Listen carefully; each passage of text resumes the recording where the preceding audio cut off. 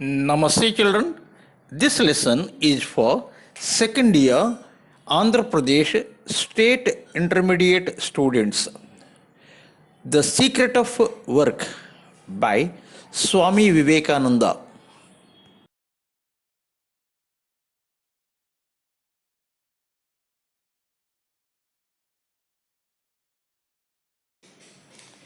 A versatile genius of India, Swami Vivekananda was born in Calcutta on 12th January 1863. His original name was Narendranath Datta. After completing his graduation from Presidency College, Calcutta, he became a disciple of Ramakrishna Paramahamsa and received enlightenment. In this essay, The Secret of Work, he explains the nature of work, the things that guide the conduct of human beings, and the direct method of curing the miseries of the world. The miseries of world cannot be cured by physical help only until man's nature changes. These physical needs will always arise and miseries will always be felt, and no amount of physical help will cure them completely. The only solution of this problem is to make mankind pure. Ignorance is the mother of all the evil and all the misery we see. Let men have light. Let them be pure and spiritually strong and educated. Then alone will misery cease in the world, not before. We may convert every house in the country into a charity asylum. We may fill the land with hospitals, but the misery of man will still continue to exist until man's character changes.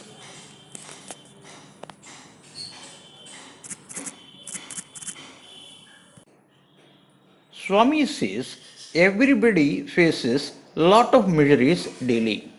These miseries would go on increasing as we attend them by helping the needy.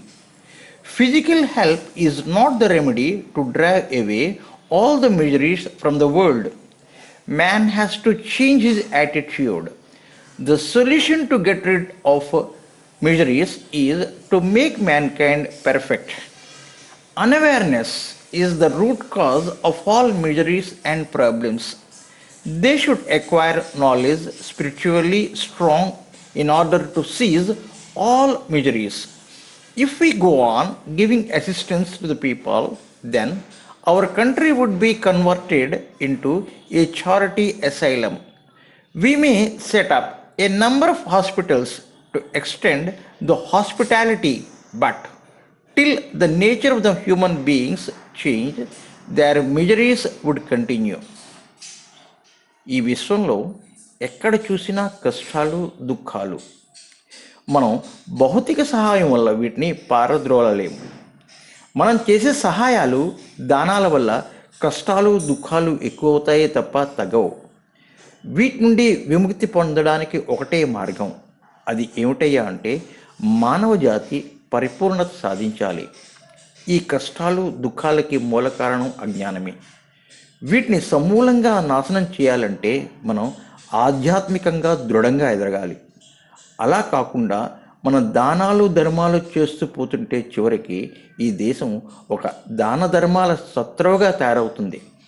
ఈ ప్రపంచం అంతా వైద్యశాలలతో నింపినా మనిషి తన దృక్పథం మార్చుకునే వరకు ఈ బాధలు దుఃఖాలు ఈ విశ్వం నుండి వైదొలగవు.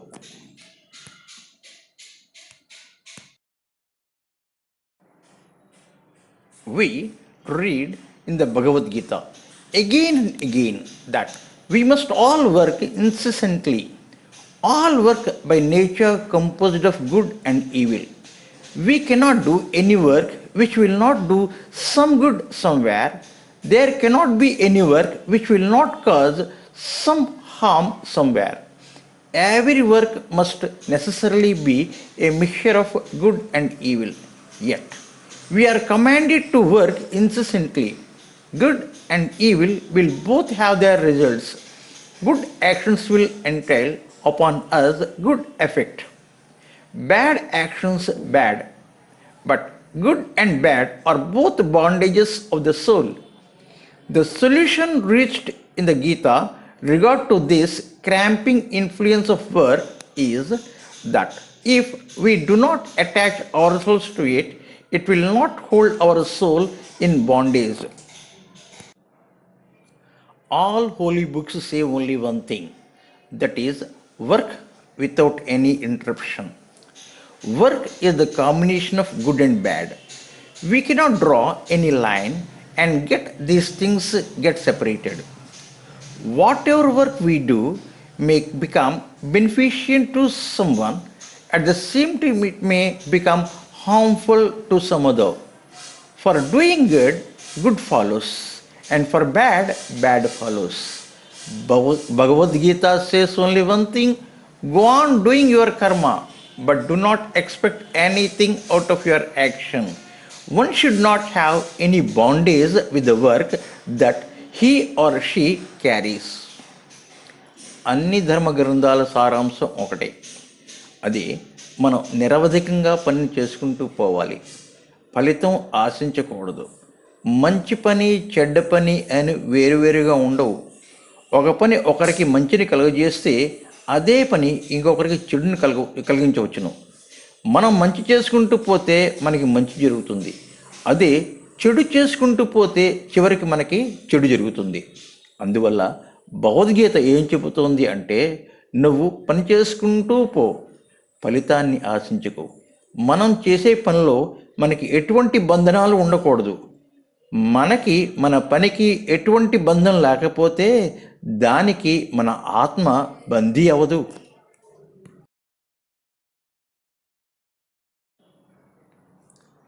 This is the one central idea in the Gita. Work incessantly, but be not attached to it. Samskara can be translated very nearly by inherent tendency. Using the simile of a lake for the mind, every ripple, every wave that rises in the mind when it subsides does not die out entirely, but leaves a mark and a future possibility of that wave coming out again.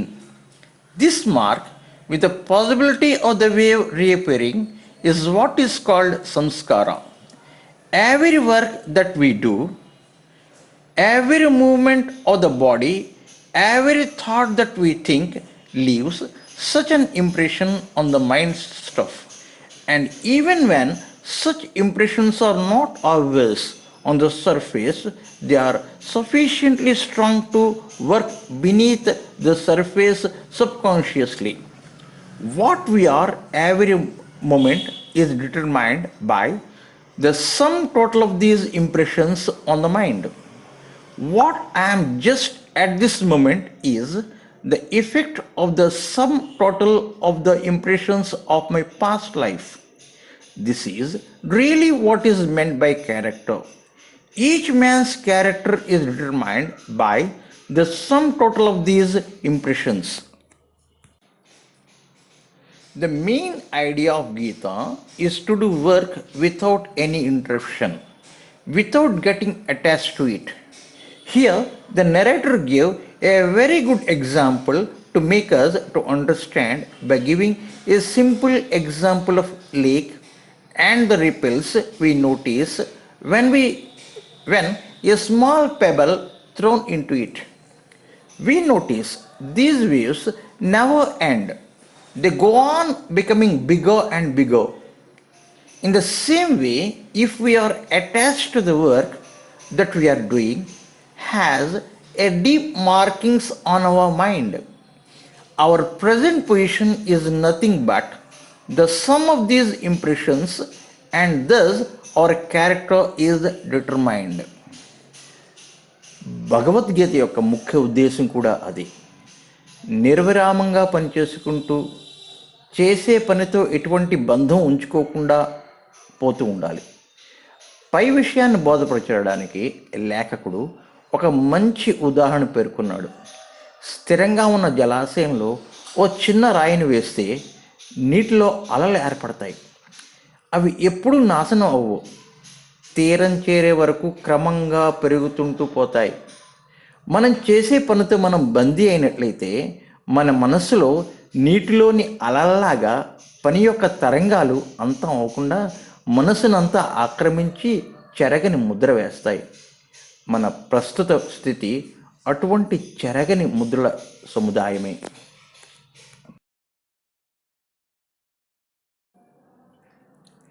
If good impressions prevail, the character becomes good. If bad, it becomes bad.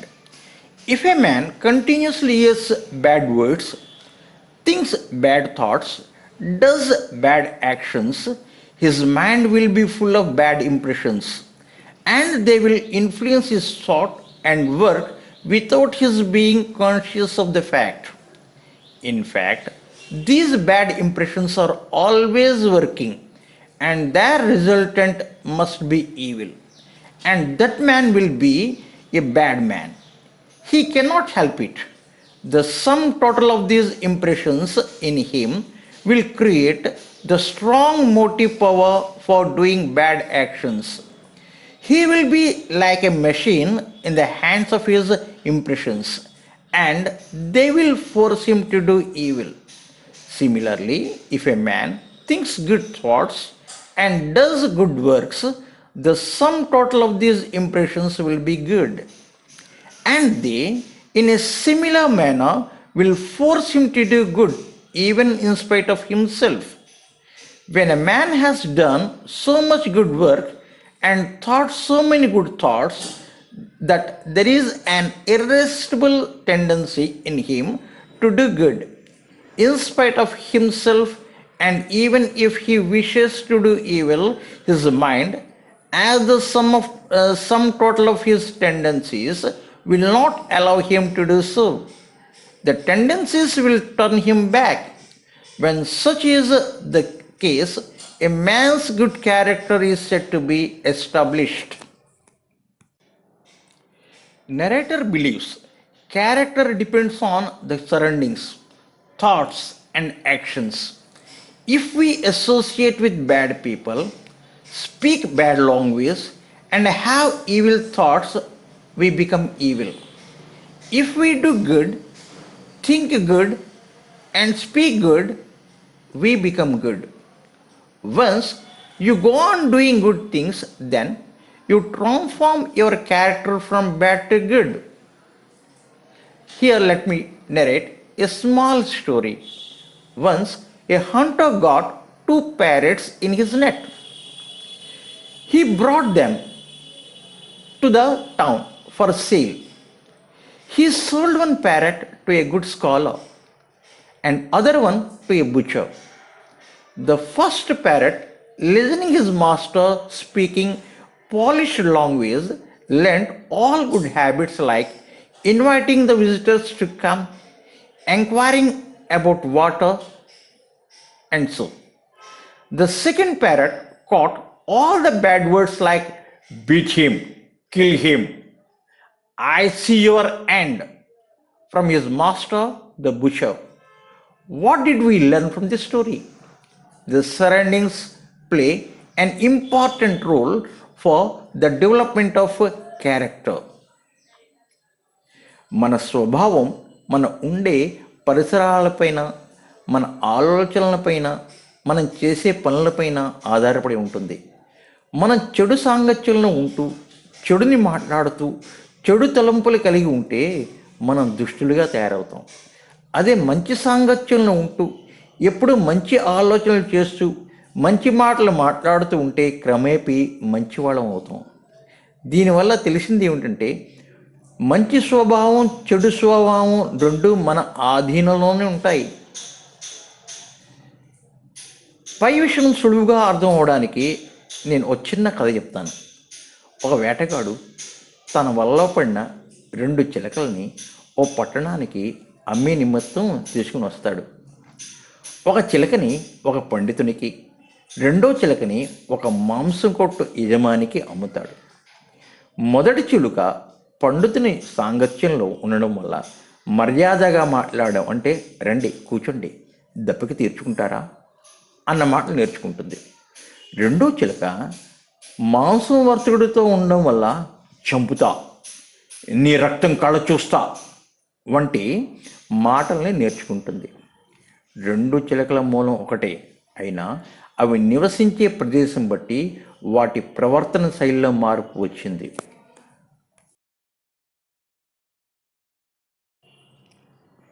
As the tortoise tucks its feet and head inside the shell, and you may kill it and break it in pieces, and yet it will not come out. Even so, the character of that man who has control over his motives and organs is unchangeably established. He controls his own inner forces, and nothing can draw them out against his will. By this continuous reflex of good thoughts, good impressions moving over the surface of the mind, the tendency for doing good becomes strong. And as a result, we feel able to control the indriyas, the sense organs, the nerve centers. Thus, alone will character be established. Then, alone a man gets to truth. Such a man is safe forever. He cannot do any evil. You may place him in any company, there will be no danger for him. There is still higher state than having this good tendency, and that is the desire for liberation. Liberation means full freedom. Freedom from the bondage of good as well as from the bondage of evil.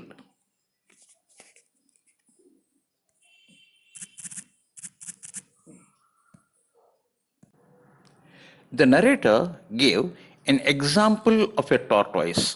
A tortoise, whenever it faces any danger, immediately it tucks its feet and head inside the shell. Though we try to kill it or break its shell into pieces, it would not bring its feet and head out of the shell. In the same way, we should be resolute and have strong determination.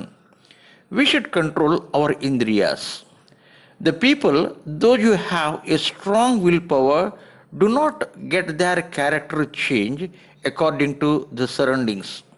The narrator believes that having a desire for liberation is better than being good. The liberation would make everybody free from the bondage of evil.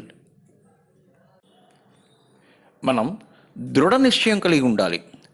మన మనస్సు స్థిరంగా ఎప్పుడు ఉండాలి. మనస్సు విచలితం కాకూడదు. మన ఇంద్రియాలు మన ఆధీనంలోనే ఎల్లప్పుడూ ఉండాలి. ఈ విషయాన్ని అర్థం చేసుకోవడానికి లేఖకుడు ఇక్కడ ఒక మంచి ఉదాహరణ ఇచ్చాడు. అది ఏమిటంటే, తాబేలు తనకి ప్రమాదం ఉంది అనే భయం ఉన్నప్పుడు వెంటనే తన తలను, కాళ్లను తన శరీరంపై ఉన్న డెప్పలోనికి తీసుకుపోతుంది. మనం దానికి ఎటువంటి బాధలు పెట్టినా అన్నింటినీ ఓర్చుకుంటుందే తప్ప తలని కాళ్ళని పైకి తీసుకుని రాదు. ఎవరికైతే ఇటువంటి దృఢ నిశ్చయం ఉంటుందో వారు పరిసరాలకి అనుగుణంగా వారి మనస్తత్వం మార్చుకోరు. మనస్తత్వం కన్నా ముఖ్యమైనది ఇంకొకటి ఉంది. అదేమిటి అంటే, చెడు బంధాల నుండి మనల్ని మనం విముక్తుల్ని చేసుకోవడం.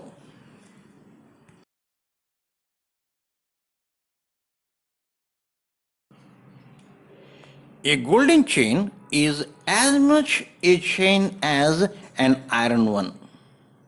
There is a thorn in my finger, and I use another to take the first one out. And when I have taken it out, I throw both of them aside. I have no necessity for keeping the second thorn, because both are thorns after all. So, The bad tendencies are to be counteracted by the good ones, and the bad impressions on the mind should be removed by the fresh waves of good ones until all that is evil almost disappears or is subdued and held in control in a corner of the mind. But after that, the good tendencies have also to be conquered. Thus, that attached becomes the unattached. Work, but let not the action or the thought produce a deep impression on the mind. Let the ripples come and go. Let huge actions proceed from the muscles and the brain. But let them not make any deep impression on the soul. Bondage is bondage only, though we are bounded by a golden chain. We should not excuse any evil person, suppose he does a single good thing. In Ramayana, Ravan has a number of good virtues, but Rama punished him for captivating Sita. We should honor woman. We do not keep a thorn as it helped in removing another thorn, because a thorn does a bad thing. One should not keep such thing with them. Here, a famous dialogue of film actor Mahesh Babu in the movie Pokri comes to my memory. All evil thoughts should be driven away by good thoughts. Always we should keep our mind free from all bondages. బంగారపు చైన్తో బంధించిన ఇనుప చైన్తో బంధించిన బంధం బంధమే. ఒక చెడ్డ వ్యక్తి ఒక మంచి పని చేశాడని అతన్ని మంచి వ్యక్తి అనలేము కదా. రావణాసురుడు గొప్ప శివభక్తుడు, జ్ఞాని, ధైర్యశాలి. కానీ సీతని చెరపట్టడం వల్ల శ్రీరాముని చేత వధింపబడ్డాడు. సభ్య సమాజంలో స్త్రీ ఎల్లప్పుడూ గౌరవింపబడుతూ ఉండాలి. మన వేలు నుండి ఒక ముళ్ళుని తీయడానికి ఇంకొక ముళ్ళును ఉపయోగిస్తే మొదటి ముళ్ళు హాని కలగజేసిందని దాన్ని పారవేసి రెండో ముళ్ళు మనకి మంచి చేసిందని రెండో ముళ్ళని జాగ్రత్త చేయం కదా. మనం ఎల్లప్పుడూ ఒక విషయాన్ని గుర్తుపెట్టుకోవాలి. మన మనస్సు నుండి చెడు ఆలోచనల్ని మంచి ఆలోచనలతో పాలద్రోలుతూ ఉండాలి. ఇలా చేస్తూ పోతూ ఉంటే మన మనస్సు ఎల్లప్పుడూ ఎటువంటి బంధాల నుండి బంధింపబడకుండా అన్ని బంధాల నుండి విముక్తి పొందుతుంది.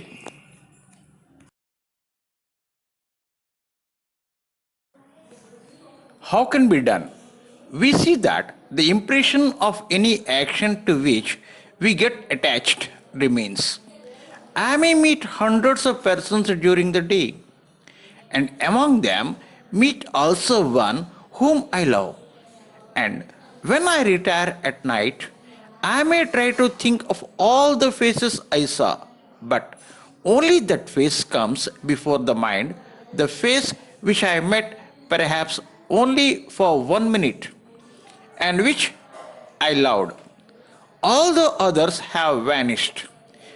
My attachment to this particular person caused a deeper impression on my mind than all the other faces. Physiologically, the impressions have all been the same. Therefore, be unattached. Let the brain centers work incessantly, but let not the mind be affected. Work as if you were a stranger to this land, a sojourner. Work incessantly, but do not bind yourselves. Bondage is terrible. This world is not our habitation. It is only one of the many stages through which we are passing. Throughout the day, we might have communicated and met a number of people. During this process, if we spend a few minutes with those people whom we recognize, their faces would have an impression on our mind. In the evening, when we sit and try to recollect all the faces that we have seen throughout the day, only that face would come to our memory, with whom we have some attachment. Here, we should keep one point in our mind that all the faces with whom we had interaction would have same amount of impression on our mind. So, we should get unattached to the persons we have been attending throughout the day, but should get attached to the work only. మనం మన రోజువారీ కార్యక్రమాలలో ప్రతిరోజు చాలామంది వ్యక్తులతో వ్యవహారాలు జరుపుతూ ఉంటాం. సాయంత్రం మనం చూసిన వ్యక్తుల మొహాల్ని గుర్తు చేసుకోవడానికి ప్రయత్నిస్తే మనకి తెలిసిన వ్యక్తుల మొహాలే మనకి గుర్తుంటాయి, అంతేగాని మొదటిసారిగా చూసిన మొహాలు గుర్తుకు రావు. మొత్తం అందరి మొహాలు సమాన రీతిలో మన మనసులో ముద్రితమవుతాయి.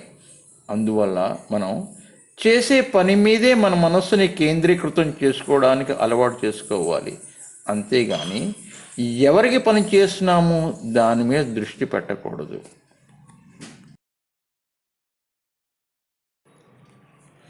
The gist of this teaching is that you should work like a master and not as a slave. Work incessantly, but do not do slave's work. Do you not see how everybody works? Nobody can be altogether at rest. 99% of mankind work like slaves, and the result is misery. It is all selfish work. Work through freedom. Work through love. The word love is very difficult to understand. Love never comes until there is freedom. There is no true love possible in the slave. If you buy a slave and tie him down in chains and make him work for you, he will work like a drudge, but there will be no love in him. So, when we ourselves work for the things of the world as slaves, there can be no love in us, and our work is not true work. This is true of work done for relatives and friends, and is true of work done for our own selves. Selfish work is slave's work, and here is a test. Every act of love brings happiness. There is no act of love which does not bring peace and blessedness as its reaction. Real existence, real knowledge, and real love are eternally connected with one another. The three in one, where one of them is, the others also must be. They are in the three aspects of one without a second: the existence, knowledge, bliss. Hence, we should work like a master, but not as a slave.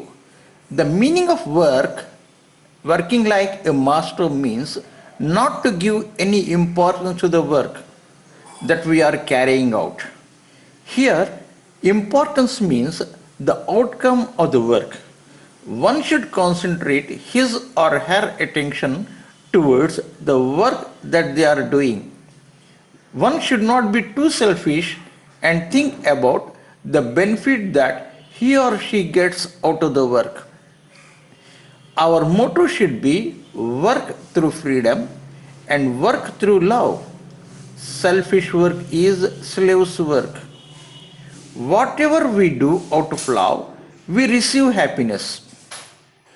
Real existence, real knowledge, and real love are permanently connected with one another.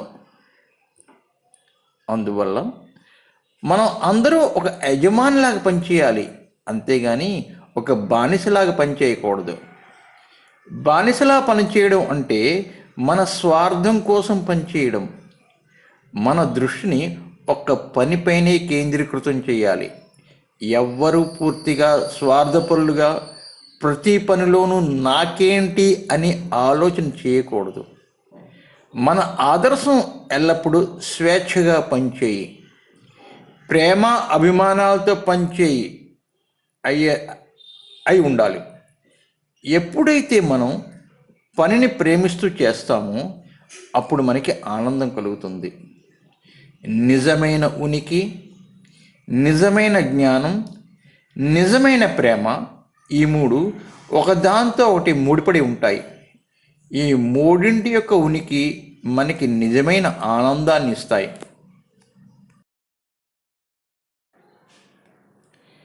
Krishna says, "Look at me, Arjuna. If I stop from work for one moment, the whole universe will die.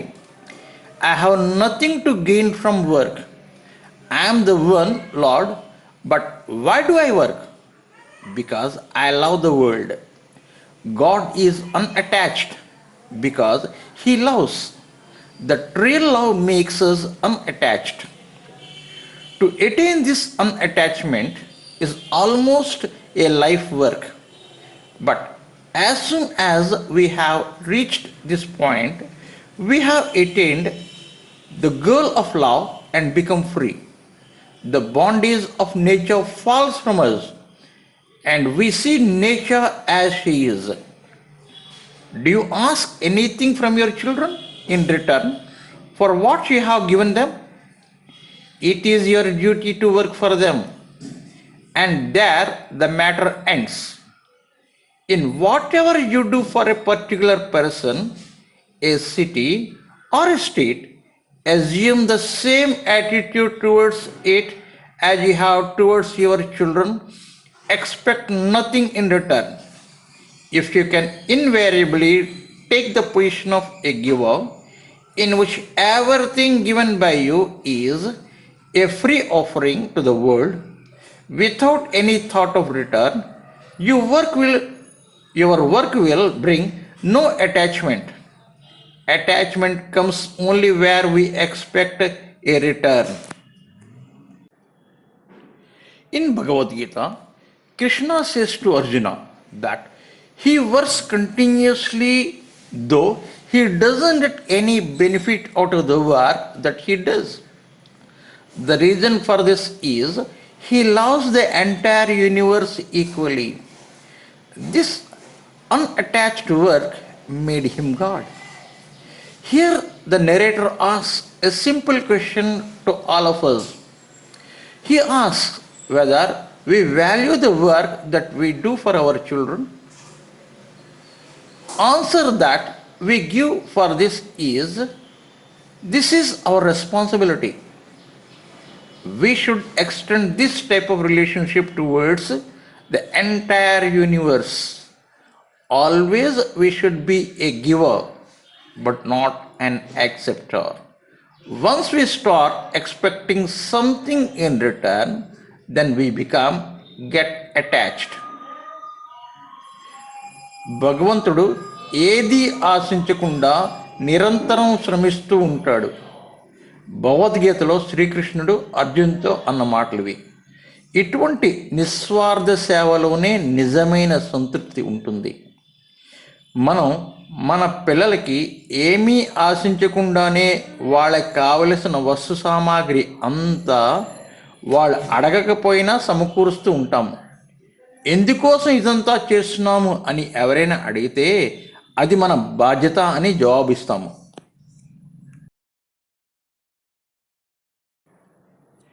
Here we give up all the fruits of our work unto the Lord and worshipping Him. Thus, we have no right to expect anything from mankind for the work we do. The Lord Himself works incessantly and is ever without attachment.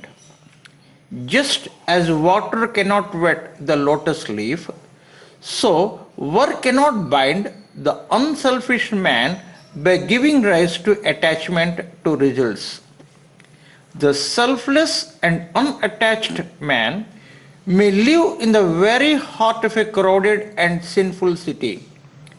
He will riot by touched by sin. As we give up all the fruits of our work to the God, the sovereign of this universe. Thus, we have no right to expect anything from mankind for the work we do. The Lord Himself works without any interruption and is ever without attachment. Just as water cannot wet the lotus leaf, so work cannot bind the unselfish man by giving rise to attachment to results. Ayam nijaha paroveti ganana laguchetasam udara charitanam tu vasudhaiva kutumbakam. The meaning of the above sloka in English is: He is mine and he is other is the thought that narrow-minded people have. For noble people, entire world is a family. మనం చేసే పని తాలూకా ఫలితాన్ని మనం నమ్మే దైవానికి దారాదత్తం చేస్తాం. అందువల్ల మనం చేసే ప్రతి పనికి ప్రతిఫలాన్ని ప్రజానీకం నుండి ఆశించరాదు. ఆ దేవదేవుడే ఎటువంటి ప్రతిఫలాన్ని ఆశించకుండా దివారాత్రాలు మన ఈ సామాన్య ప్రజానీకం కోసం కష్టపడుతున్నప్పుడు అతను చేసే కష్టం ముందు మనం చేసే పని ఏమాటిది? ఉపనిషత్తులలో పొందుపరిచిన ఈ శ్లోకాన్ని ఒక్కసారి గుర్తు తెచ్చుకుందాం. అయం నిజః పరో వేతి గణన లఘుచేతసం ఉదార చరితానాం తు వసుదైవ కుటుంబకం. ఈ వ్యక్తి నావాడు, మరి ఆ వ్యక్తి నావాడు కాదు అనే భావన మన కుంచిత మనస్తత్వాన్ని సూచిస్తుంది. ఆదర్శ మనస్తత్వం కలవారు మొత్తం విశ్వమంతా ఒకే కుటుంబానికి చెందినదని భావిస్తారు. సర్వే జన సుఖినో భవంతు. Thank you for watching the video.